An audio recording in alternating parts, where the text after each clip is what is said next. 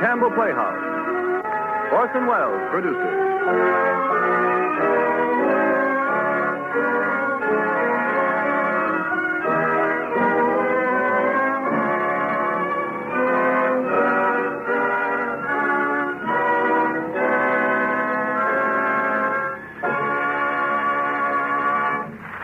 Good evening. This is Orson Welles. Tonight again, our scene is America. America at the turn of the century, in the days that saw the rise, the reign, and the decline of the magnificent Ambersons. The book was a bestseller, but the magnificent Ambersons is something better than that, better than a bestseller that still sells. It lives on as the truest, cruelest picture of the growth of the Middle West and the liveliest portrait left to us of the people who made it grow. It's better than a good book. It's Booth Tarkington's best. And we'll do our best try it on the radio tonight, and luckily, we have with us a great American actor to help. An actor who, in the living theater and in motion pictures, has created a notable gallery of American portraits ranging from Ring Lardner's Elmer the Great to Sinclair Lewis's Dodsworth. A gallery which includes the simplest of American mortals and even two presidents, the legendary chief executive of Gabriel over the White House and Mr. Abraham Lincoln himself. You've guessed his name. It's Walter Houston.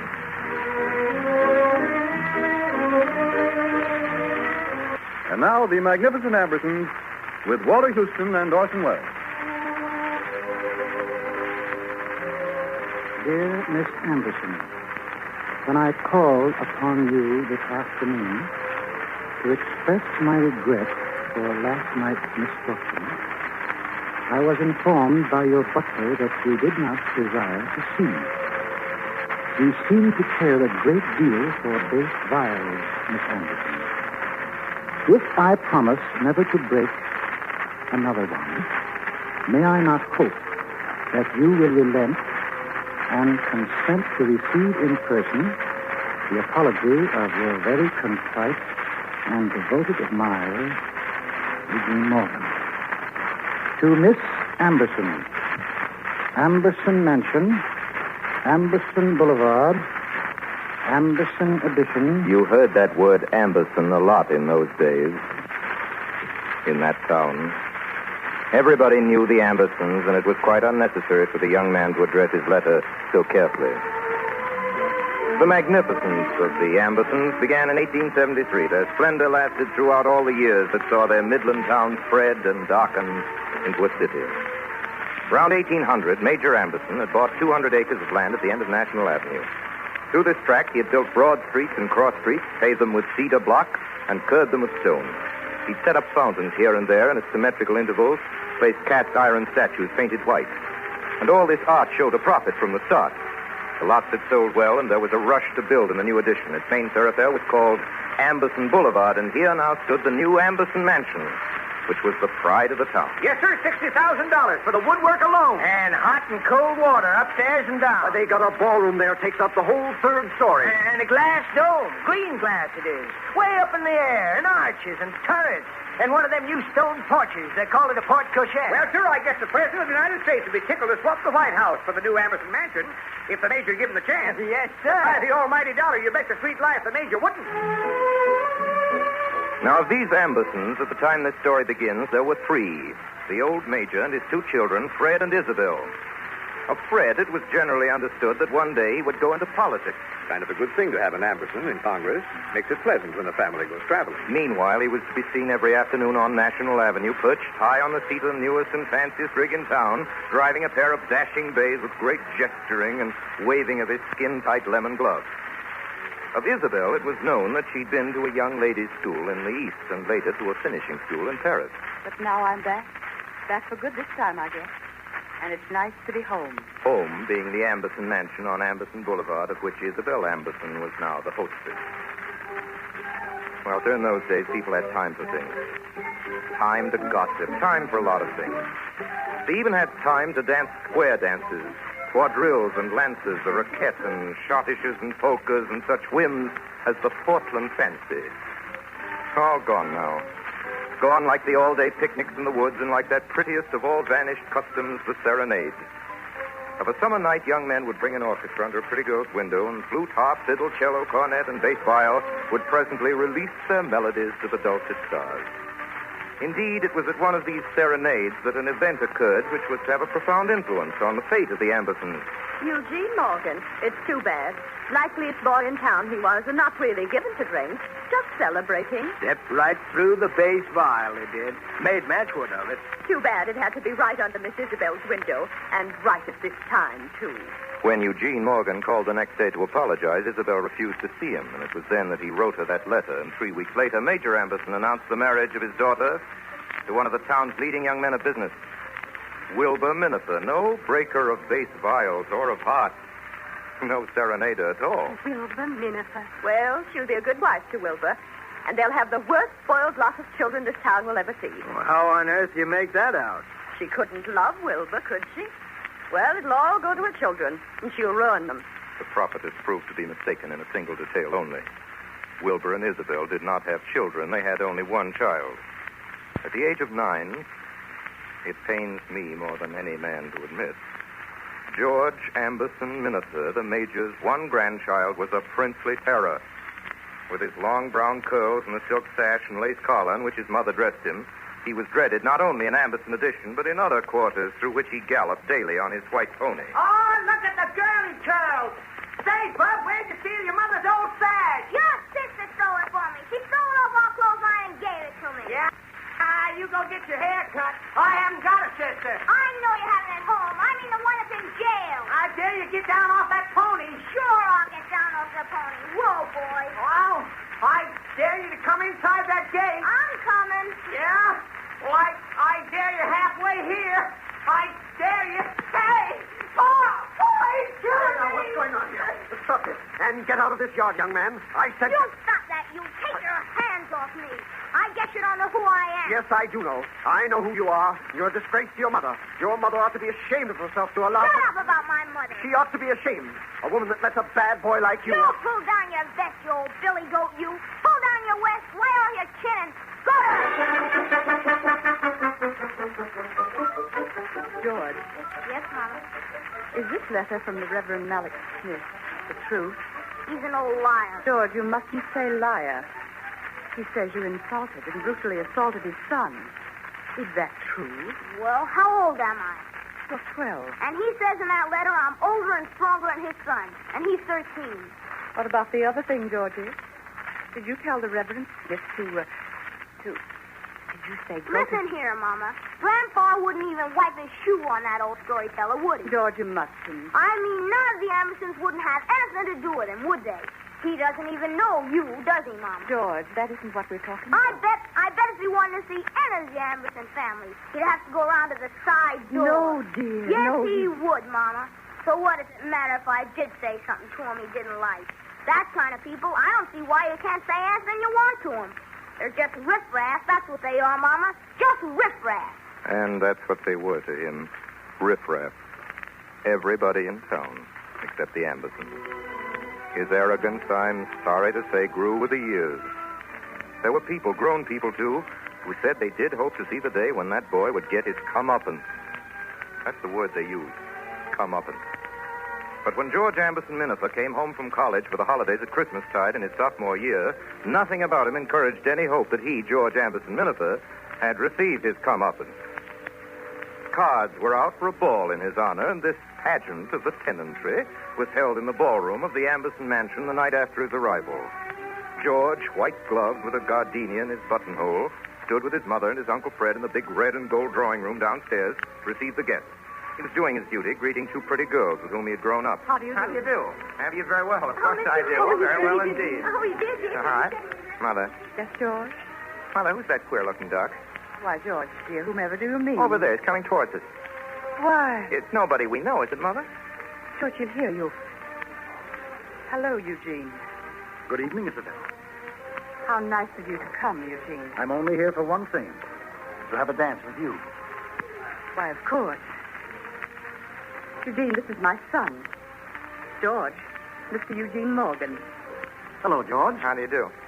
Well, if it wasn't so big, Isabel, I wouldn't know it had been so long. Yes, Eugene, it has been long. Well, how about that dance? Certainly, Eugene. A little later. I'd love it. A little later then, Isabel. I'll come for you. Goodbye, George. Nice to meet you. I wondered what you'd be like. You're almost as good looking as you ought to be with that mother of yours. And that's better than any boy ought to look. Goodbye, Isabel. I'll come back for that dance. Still a pretty queer-looking duck. George. Yes, Mother. George. Yes, Mother. George, this is Miss Lucy Morgan. Oh, how do you do? I remember you very well indeed. But you don't, George. Miss Morgan's from out of town, and it's the first time you've ever seen her. Oh, I'm sorry. How do you do? You might take her up to the dancing, George. I think you've pretty well done your duty here. Be delighted. Delighted. What'd you say your name was? Morgan. It's a funny name. Everybody else's name always is. What's the rest of it? Lucy. Is Lucy a funny name, too? Oh, Lucy's very much all right. Thanks about letting my name be Lucy. As George conducted his partner to the ballroom, their progress was slow, and to George's mind it did not lack stateliness. How could it? Musicians hired especially for him were sitting in a grove of palms in the hall and now tenderly playing for his pleasuring. Dozens and scores of flowers had been brought to life and tended to this hour that they might sweeten the air for him while they died. It is to be doubted if anybody ever felt more illustrious or more negligently grand than George Amberson Minafer felt at this party.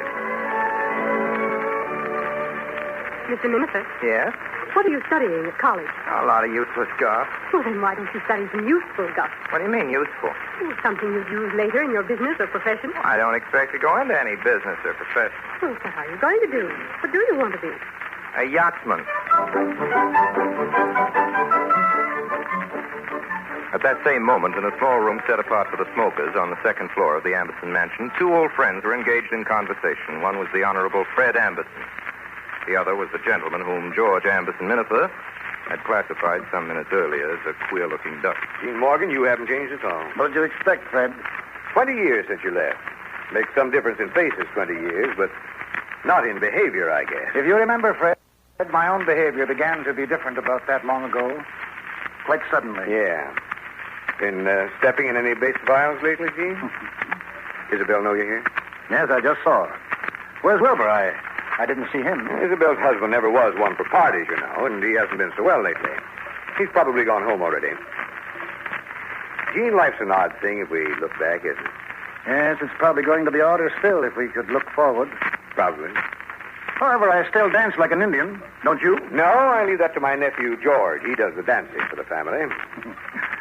Tell me, what do people in this town think about young George, generally?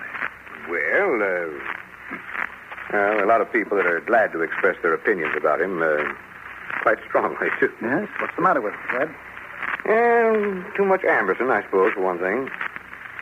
And for another, Isabel just fell down and worshipped him from the day he was born. I don't see how she doesn't see the truth about that boy of hers. She thinks he's a little tin god on wheels. I tell you, Gene, she actually sits and worships him. You can hear it in her voice when she speaks to him. You can see it in her eyes when she looks at him. My heavens, I often wonder, what does she see when she looks at him? Yes, well, she sees something that we don't see. What? An angel. Tell me, Gene, when you met George tonight, did you see an angel? No, all I saw was a remarkably good-looking fool boy with the pride of Satan and a set of nice new drawing-room manners. No, Fred, mothers see the angel in us because the angel is there. And mothers are always right. Yes, I know what you mean, Gene. You mean that George's mother's always right. I'm afraid she's always been. She was wrong once, old fellow. At least so it seemed to me. No, she... Oh, goodbye, Fred. I'm going to dance. Who will? Isabel, does that surprise you? Well, it startles me a little, your jumping up like that to go and dance with Isabel. 20 years seems to have passed, but have they? My heavens, old times starting all over again. Old times? Not a bit. There aren't any old times. When times are gone, they're not old, they're dead. There aren't any times but new times. Oh. How's that for a bit of freshness? My What gosh. was? Oh, that queer-looking duck dancing with my mother. See, they're waving his hand at me like that. I don't know him from Adam. You don't need to. He wasn't waving his hand to you. He meant me. I'm going to dance with him pretty soon. Say, who is he? The queer-looking duck. Yeah. I suppose he's some old widower. Yes, he's a widower. I should have told you before. He's my father. Oh, if I'd known he was your father, I wouldn't have made fun of him. I'm sorry. Oh, you know I don't mind your being such a lofty person at all. I think it's ever so interesting. But Papa's a great man. Is he? Well, let's hope so, I'm sure. I'm just beginning to understand. Understand what? What it means to be a real Amberson in this town. Papa told me something about it before we came, but I see he didn't say half enough. Did your father say he knew the family before he left you? I don't think he meant to boast of it. He spoke of it quite calmly. You'll excuse me. I really must be going now. Hey, wait a minute. Wait. What are you going to do after 2 o'clock tomorrow afternoon? A whole lot of things. Every minute's filled up. All right, the snow's fine for sleighing. I'll come for you in the cutter 10 minutes after 2. I can't possibly go. If you don't, I'm going to sit in the cutter in front of your gate all afternoon. If you try to go out with anybody else, he's got to whip me before he gets you. If you think I'm not in earnest, you're at liberty to make quite a big experiment. I don't think I've often had so large a compliment as that, especially on such short notice. And yet, I don't think I'll go with you. You'll be ready at 10 minutes after 2. No, I won't. Yes, you will. Yes, I will.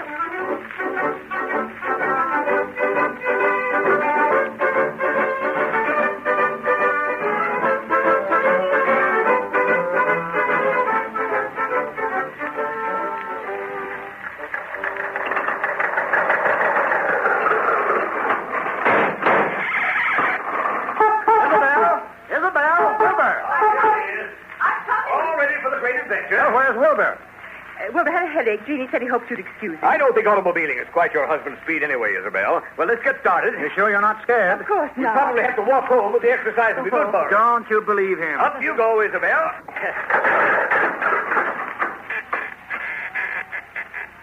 I don't care what you say. I still think it's thrilling. Buddy, here we go. You know what? Gene tells me this chafing dish of his travels 10 miles an hour. Next year, we expect to do 18. By then, there'll be a law forbidding the sale of automobiles, the way there is with concealed weapons.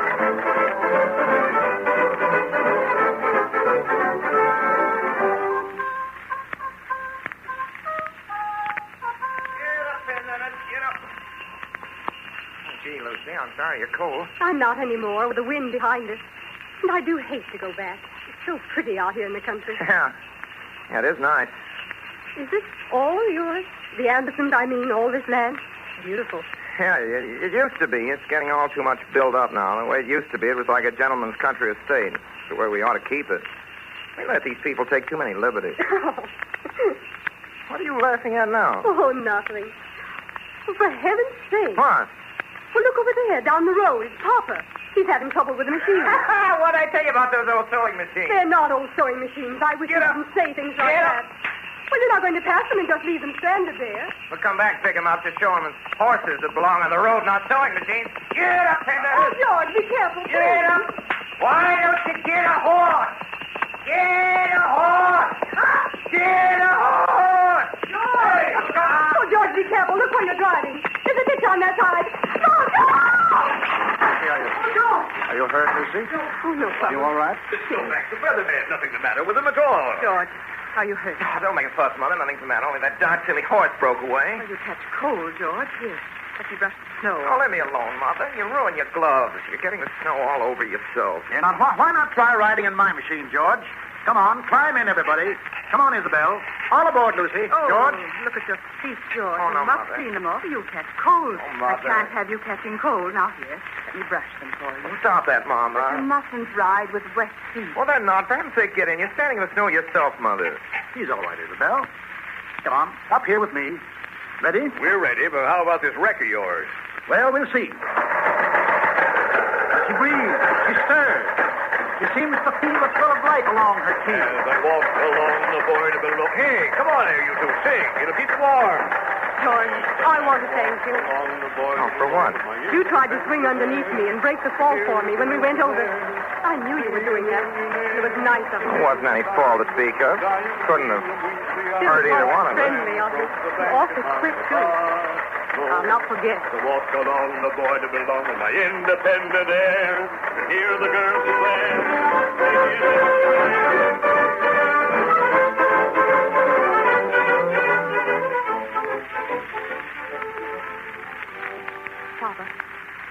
Papa, what makes George never behave like he does? What do you mean, Lucy? He can be so rude and disagreeable and arrogant. Yet this afternoon, he tried to save my life. Wouldn't even let me thank him. I don't understand him at all, Papa. He's sensitive, Lucy. Rather. But why is he? He does anything he likes to without any regard for what people think. Why should he mind so furiously when the least little thing reflects upon him or on anything or anybody connected with him? Yeah, that's one of the greatest puzzles of human vanity, dear. I don't pretend to know the answer. In all my life, the most arrogant people I've known have been the most sensitive. But he's still a boy. There's plenty of fine stuff in him. Can't help but be. He's Isabel Amberson's son. You liked her pretty well once, didn't you, Papa? I do still, Lucy. Oh, she's lovely. Yes, I know. I wonder sometimes. I wonder why she happened to marry Mr. Minifer. Oh, Wilbur Minifer's all right. He's a quiet sort of a man, but he's a good man and kind. Those are things that count. No, Lucy, I wouldn't worry too much about George. You need only to remember 3 things to explain all that's good and bad about George. 3? He's Isabel's child. He's an Amberson. And he's a boy. Well, Mr. Bones, of those 3 things, which are the good ones and which are the bad ones? All of them.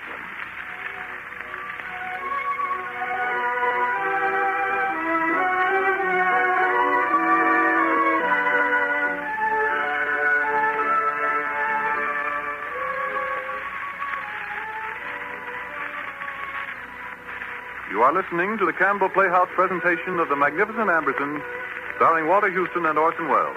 This is the Columbia Broadcasting System.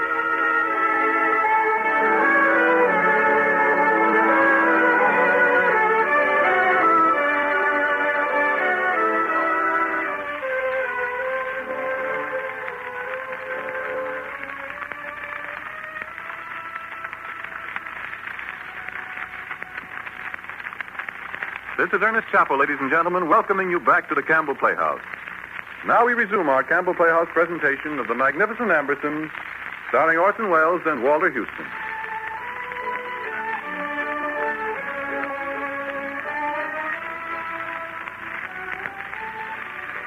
Even after the turn of the century in that Midland town, it seemed impossible to doubt that the Ambersons were entrenched in their nobility, behind polished and glittering barriers which were as solid as they were brilliant and would last forever. And to those fervent souls who continued to hope that the youngest of the Ambersons, George Amberson Minifer, would soon get his comeuppance, the following year, I'm afraid, brought little comfort, or the next. But in his last year at college, 3 things occurred to upset the even tenor of George Amberson Minifer's life. Wilbur Minifer, beloved husband of Isabel Amberson Minifer and father of George Amberson Minifer, died at his home last night after a brief illness. Wilson Minifer. Quiet man. Town will hardly know he's gone. That was the first thing. His father's death. Second, certain changes in the Midland town where he lived. Perplexing at first, then irritating. Every time you came home for the holidays, you saw new things. New faces at the dances. Riffraff, people whose names you never heard of. And the town itself was less and less familiar. Even in Amberson Addition, there was drastic and tragic change. The first owners of the big houses sold them or rented them to boarding house keepers. Cheaper tenants took their places. Rents were lower and lower, the houses shabbier and shabbier. And not even the Ambersons themselves seemed able to stem the tide. And third, there was a certain subject upon which George and Lucy Morgan found it impossible to agree.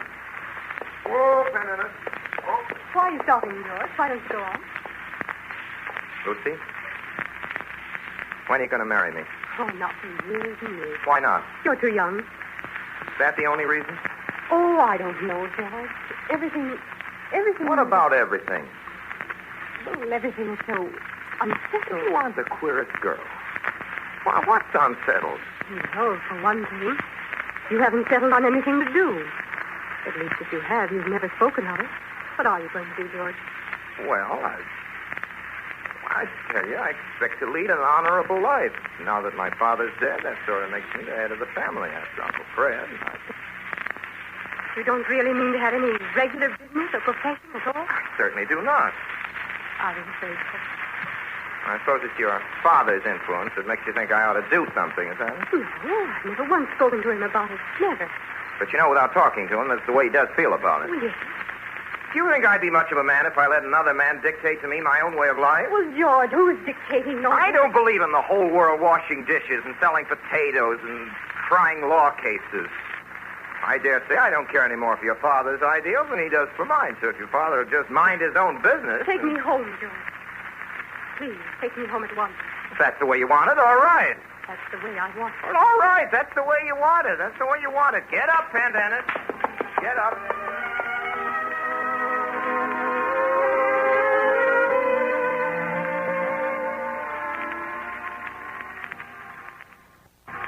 A little brandy, Eugene? No, thanks. How about you, George? Thanks. Oh, it's too bad that Lucy couldn't be here tonight. I do hope it's nothing serious, Eugene. Just a headache. She asked me to excuse her, Isabel. Maybe you'll take her out driving tomorrow, George. That'll do her good. Maybe. You know, Gene, I heard the other day there's another automobile firm opened up here in town. Oh, I'm bound to have competition. That's part of the game, isn't it, Eugene? Of course. Shows business is good. Maybe they'll drive you out of business. Or else the two of them will drive all the rest of us off the street. Not at all, Isabel. We'll just extend the streets. You see how simple it is, Fred? It isn't the distance from the center of the town. It's the time it takes to get there. Automobiles will change all that. You really believe, Eugene, that automobiles are going to change the face of the land? Yeah, they're already doing it. And it can't be stopped. No, automobiles? Automobiles are a useless nuisance. What did you say, George? Well, I said all automobiles were a nuisance. They'll never amount to anything but a nuisance. They never had no business to be invented. You forget, George, that Mr. Morgan makes them and also did his share in inventing them. If you weren't so thoughtless, he might think you rather offensive. Well, that'd be too bad. I don't think I could survive that. George. Well, I'm not so sure that George is wrong about automobiles. With all their speed forward, they may be a step backward in civilization. That is, in spiritual civilization.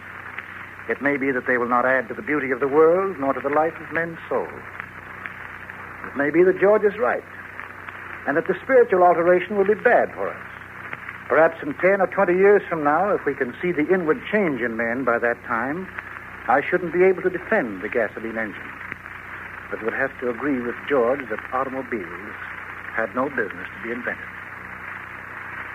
Well, Fred, I'm afraid it's getting late, and I have an appointment with my foreman, so I better go along. Oh, but Gene... Eugene. No, good night. Don't bother to take me to the door. I'll find my way out. Good night, Eugene. Yes, good night, Gene. Good night. George, dear, what did you mean? Just what I said. You hurt him, George. He doesn't sound very hurt to me. He sounded pretty cheerful. If you ask me, why don't you think he was hurt? I know him. He must think so. Well, I don't care much what Mr. Morgan thinks. I suppose he's trying to borrow money from you, Uncle Fred. That automobile factory of his. Huh? No, George. I think Eugene Morgan's perfectly able to finance his own inventions these days. George, what made you say that? Well, he strikes me as that sort of a man, that's all. Anyway, I want to know what he's hanging around here for anyway. George, Mr. Morgan's an old friend. By Jove, George, you are a puzzler. In what way, I'd like to know? Well, it's a new style of courting a pretty girl for a fellow to go deliberately out of his way to try and make an enemy of her father. That's a new way to win a woman, that is.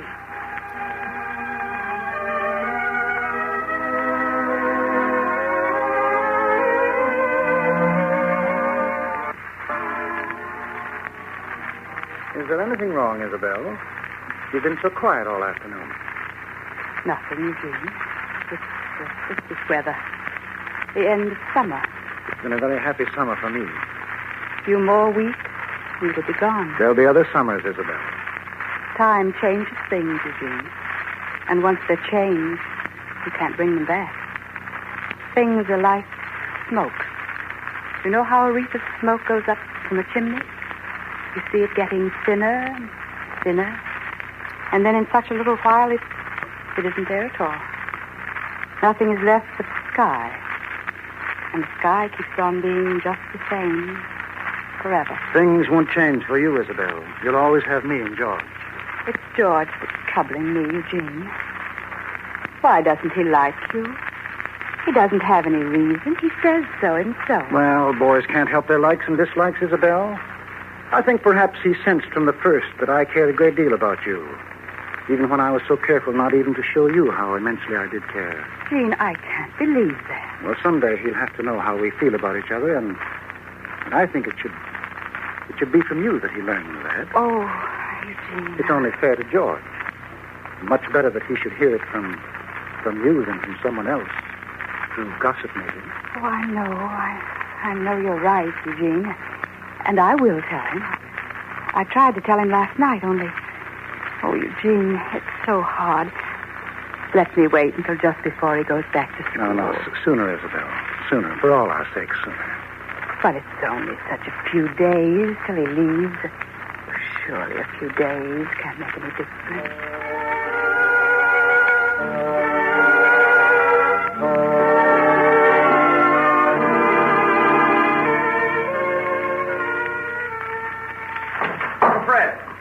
Uncle Fred. Good gracious, Georgie. What's up? I've got to talk to you. Say, what's happened to your face? Oh, forget about that. I've just been in a fight.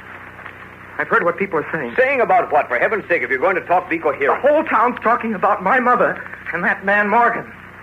They say my mother is going to marry him. And that proves she was too fond of him before my father died.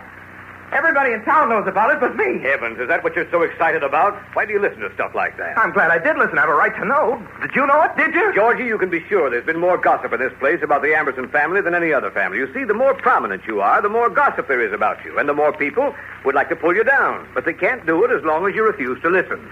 The minute you notice it, it's got you. Is that all you've got to say? It's about all there is to say, Georgie. There's nothing to be done about it. You propose to sit here and let this riffraff bandy my mother's good name about it? Is that what you propose to do? Didn't you understand me when I told you that people are saying my mother means to marry this man? I understood and you. And you think if such an unspeakable marriage took place, it'd make people believe they've been wrong in saying... You know what they'd say? I don't believe it would. There'd be more badness in the bad mouths and more silliness in the silly mouths. But it wouldn't hurt Isabel and Eugene if they decided to marry. Good heavens, you speak of it so calmly. Why shouldn't they marry if they want to? It's their own affair. Why shouldn't I don't see anything precisely monstrous about two people getting married when they're both free and care about each other. What's the matter with marrying? It would be monstrous. Monstrous even if this horrible scandal hadn't happened. But now, in the face of this... Oh, that you can sit there and even speak of it, your own sister. For heaven's sake, don't be so theatrical. Come back here. What is it? Don't you speak to your mother about this. I don't intend to, but I'm going to do something about it. You can be sure of that. I'm going to do something about it. You see if I don't.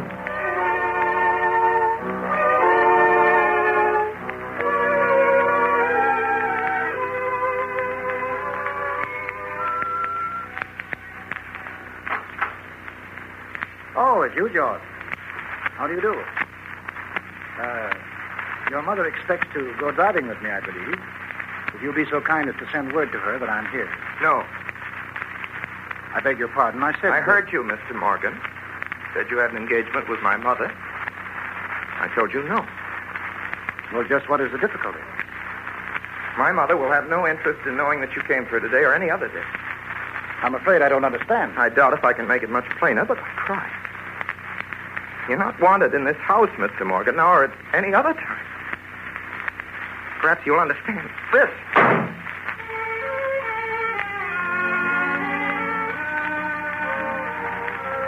Fred will bring this to you, dear Isabel. He is waiting while I write. He and I have talked things over.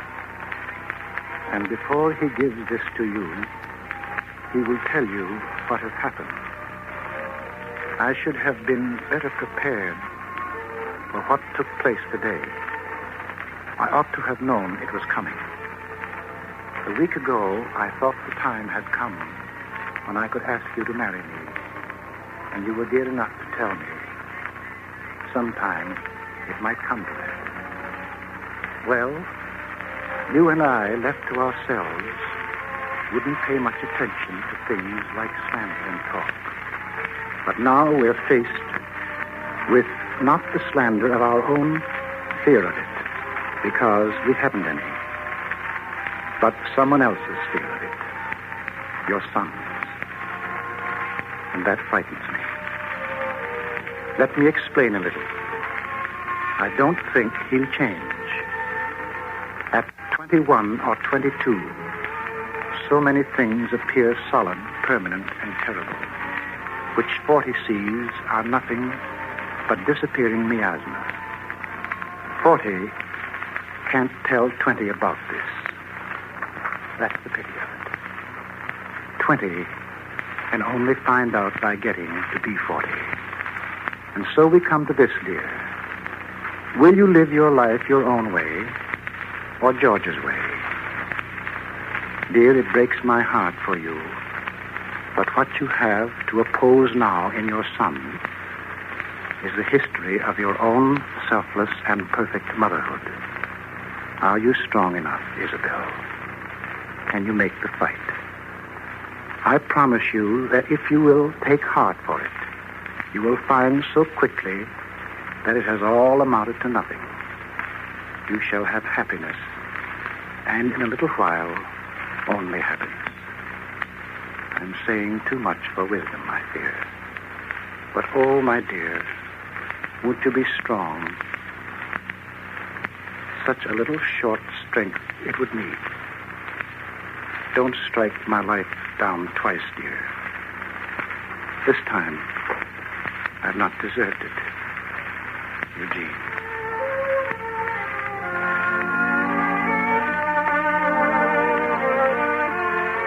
Did you read it, dear? Yes, Mother, I did. All of it? Certainly. Simply the most offensive piece of writing that I've ever held in my hand. But, George, I thought... Don't you really think this was a pretty insulting letter for that man to be asking you to hand your son? Oh, no. No, you can see how fair he means to be. Fair? Do you suppose it ever occurs to him that I'm doing my simple duty? That I'm doing what my father would do if he were alive?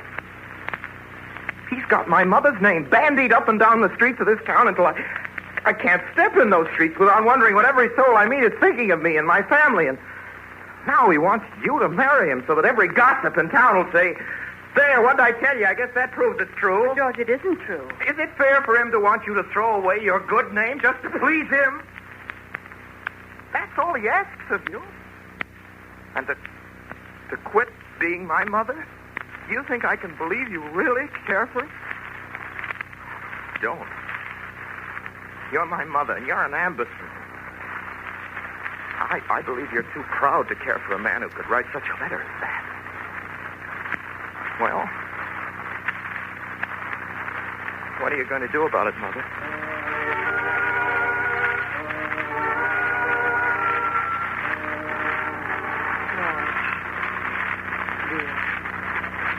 I have been out the mailbox, darling, with a letter. I've written Eugene, and he'll have it in the morning. I think it is a little better for me to write you like this instead of waiting till you wake up and then telling you, because I'm foolish and might cry again. And I took a vow once, long ago, that you should never see me cry. Not that I'll feel like crying when we talk things over tomorrow. Don't fear. By that time, I'll be all right and fine, as you say so often. I think what makes me most ready to cry now is the thought of the terrible suffering in your poor face, and the unhappy knowledge that it is I, your mother, who put it there. It shall never come again. I love you better than anything and everything else on earth. And Eugene was right. I know you couldn't change about this. So I've written him just about what I think you would like me to.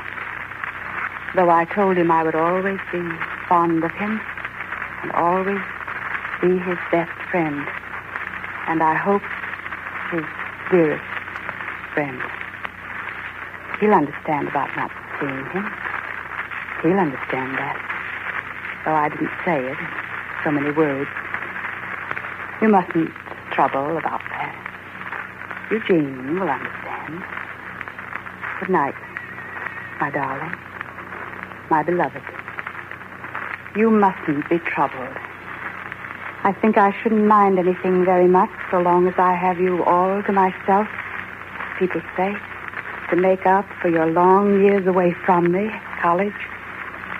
We'll talk of what's best to do in the morning, shan't we?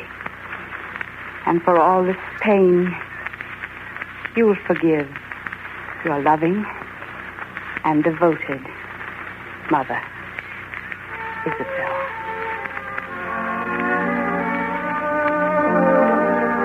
Three weeks later, George and his mother went abroad. Isabel never returned. Nearly 2 years later, a small item tucked away in one of the back sheets of a morning paper announced the death in Paris of a Mrs. Isabel Amberson Minafer. That was all there was. And there were only a few people left in the Midland town to whom either name, Minafer or Amberson, meant anything. Some weeks later, George returned only to learn from his Uncle Fred what couldn't be kept secret any longer. The Amberson estate was gone. What with extravagances, taxes, and a new order of things, suddenly there was nothing left. Well, here we are, Nephew George. All that's left of the Ambersons. Two gentlemen of elegant appearance in a state of bustitude. A few years ago, we wouldn't have thought it, huh? That's how it is. Life and money. They're like loose quicksilver in a nest of cracks. When they're gone, we can't tell where or what the devil we did with them. What are you going to do, Uncle Fred? Oh, don't worry about me in this new world. I'll be contented with just surviving. I'll get a consulship somewhere. An ex-congressman can always be pretty sure of getting some such job. I live pleasantly enough with a pitcher of ice under a palm tree and native folk to wait on me. What about you, George? What will you do?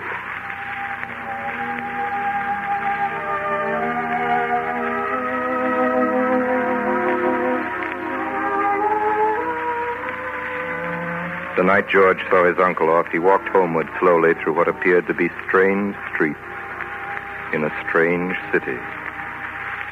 For the town was growing and changing as it had never grown and changed before. It was heaving up in the middle incredibly.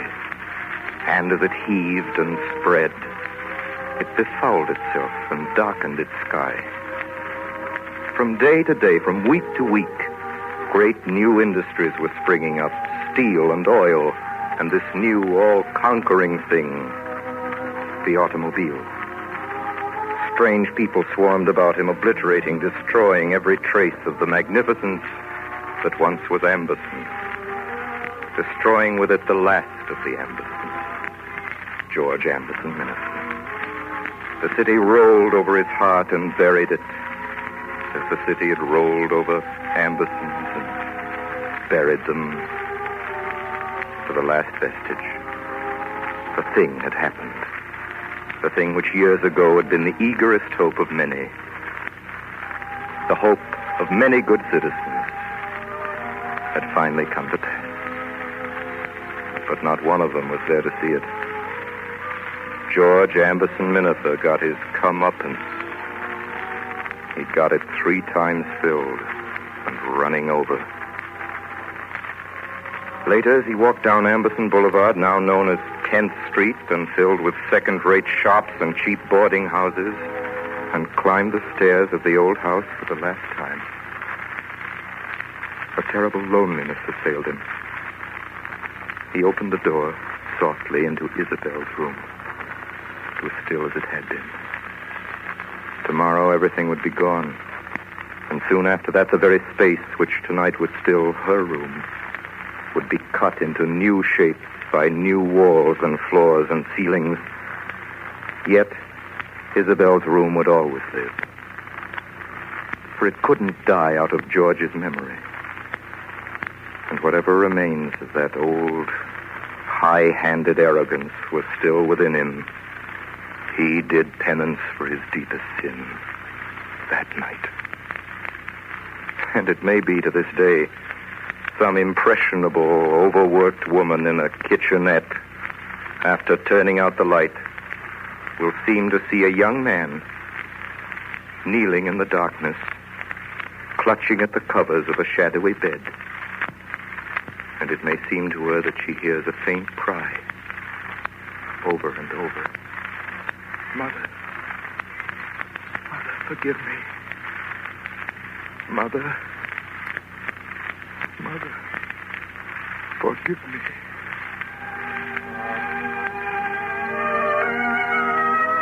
You must have guessed by now who George Amberson Minifer was. Take my word for it, please, that the George Amberson Minifer who was is no more. Papa, Why, Lucy, what brings you downtown this morning? I tried to get you at one of the factories, but no one could locate you. I wanted to talk to you, Papa.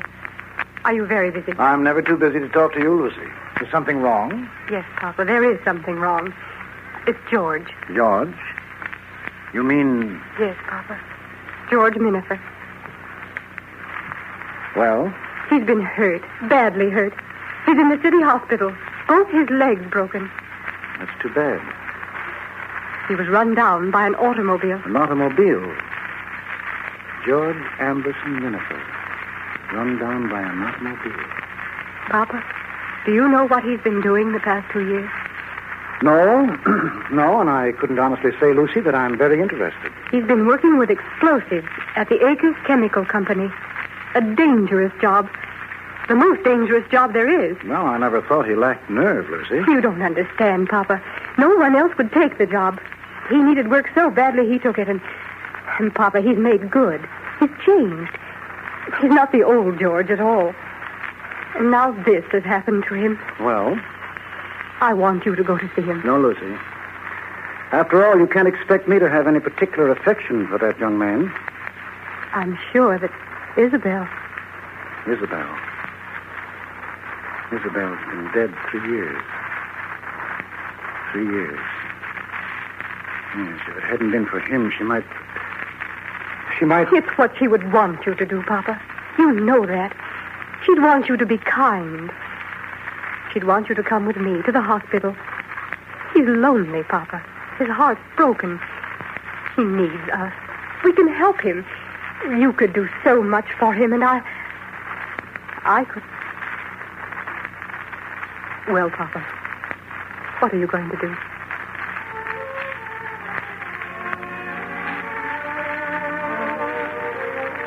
Isabel, my dear, up there in that small, bare hospital room this afternoon, you were by my side. Do you remember, Isabel, that last day we were together? You said that things in our lives were like smoke, and time like the sky after which the smoke vanishes. And I told you that for us, things did not change like that, and we would always be together. You were with me when I walked into that room where your son was lying, with Lucy sitting beside him. He felt you, too. He lifted his hand in a queer gesture, half forbidding, half imploring. You come, he said.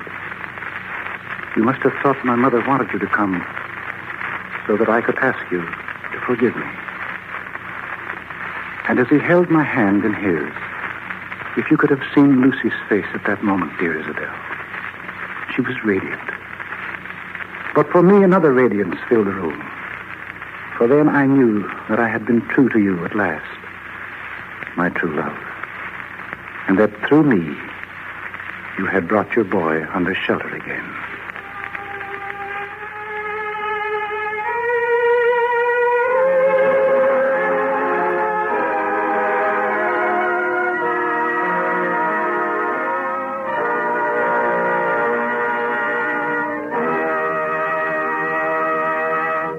This concludes our Campbell Playhouse presentation of The Magnificent Ambersons, starring Walter Houston and Orson Welles.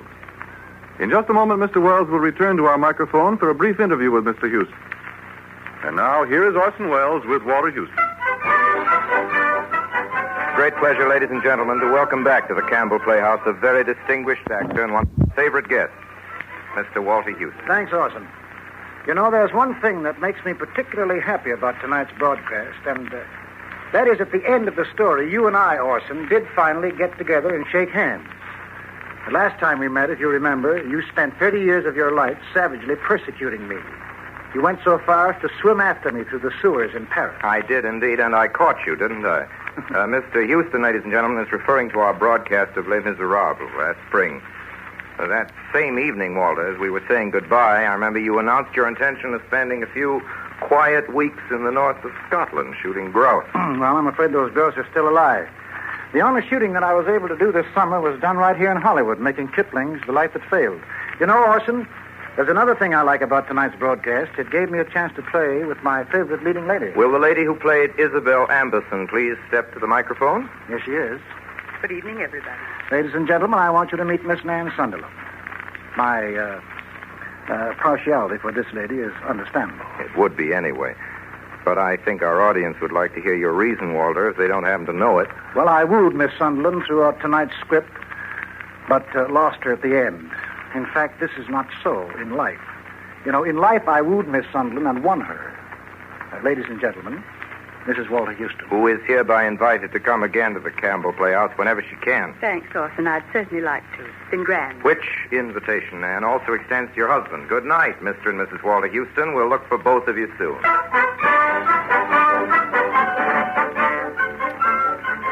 In tonight's Campbell Playhouse production of The Magnificent Ambersons, the role of Eugene Morgan was played by our guest of the evening, Mr. Walter Houston. Orson Welles was heard as George Amberson Minifer. Nan Sunderland played Isabel Amberson. Eric Burtis played the part of George Minifer as a young man. Ray Collins was Uncle Fred Amberson. The part of Lucy Morgan was played by Marion Burns.